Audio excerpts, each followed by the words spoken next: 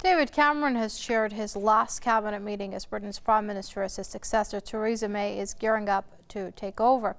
The meeting was held at number 10 Downing Street on Tuesday, where May was confirmed as the new Conservative leader and Prime Minister in waiting. It was rounded off with tributes to outgoing Premier Cameron. May is slated to take up office by Wednesday evening. The 59-year-old will be the second female British Prime Minister after Margaret Thatcher. May is already under immense pressure from the European Union leaders to invoke Article 50 of the bloc's constitution, which sets the clock ticking on the 2 years of formal exit talks. She's also facing calls from opposition politicians to call early general elections.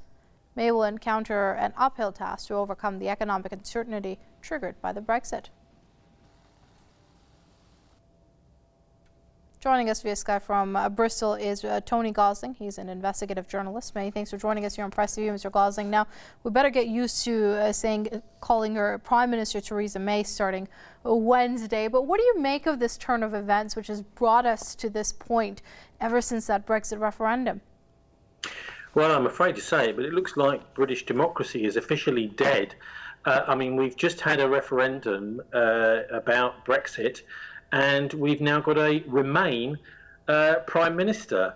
The other thing is that there was no proper election for her amongst the 150,000 members of the Conservative Party, because Andrea Leadsom, who was due to stand against her, threw the fight. And I think that's one of the main things here, is people have not voted. Not even the Conservative Party members have voted for Theresa May. There's also in the background of this a Conservative election fraud from last year, from the general election, where 29 MPs are accused of fraud, of being investigated by the police, and they could lose their seats. Now, if just a third of those 29 MPs lose their seats as a result of this election expenses fraud, that means that the Conservative Party should lose its majority. So the police are being encouraged by Theresa May, who as Home Secretary oversaw the police, to be very, very slow about those investigations. Now look, as Home Secretary, she was responsible for prisons, police and borders. And the police have lost something like 17,000 across the country. That's about 20% of the police in Britain have been lost under Theresa May. And we're about to lose, we hear, another 20%. So the police are not happy with her at all. Also in the prisons, they are described as overcrowded, understaffed, and there's record levels of violence. And so what's been happening is prison officers are not legally allowed to go on strike, but they've been just walking out of some prisons over the last few weeks because the prisons are too dangerous to work in for the prison officers after all the staff cuts. So we've also got, if you want to know the sorts of things that Theresa May has been pushing through government, something called the Snoopers Charter, which effectively turns her into Big Brother or Big Sister, which will allow the British government to spy on journalists, spy on MPs, and spy on lawyers.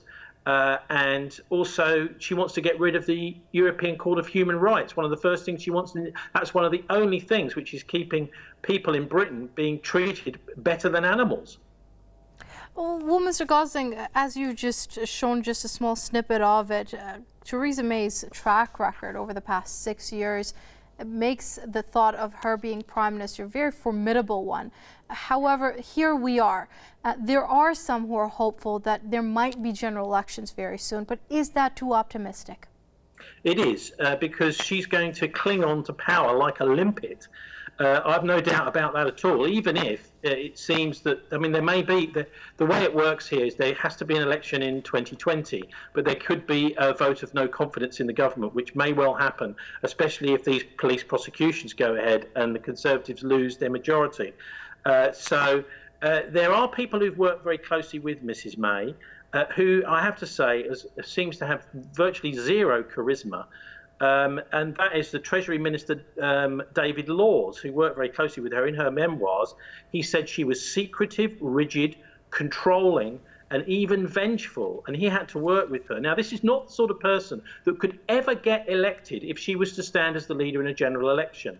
And considering that the Conservatives are on a knife edge anyway, with a very tiny majority, I think it's a bit of a joke now calling Britain a democracy, but we'll see how this works through, because it may well be that because she is so tied up with the secret state and against what ordinary people want, remembering that 63% of the voters last year voted against the Conservative Party, she will have a fight on her hands to actually keep the confidence of the country. Well, Mr. Gosling, speaking of the unelectability of Theresa May as a whole, there are some who point out that she is unpopular enough to be able to push through the Brexit and invoke Article 50. Is that what they're doing here?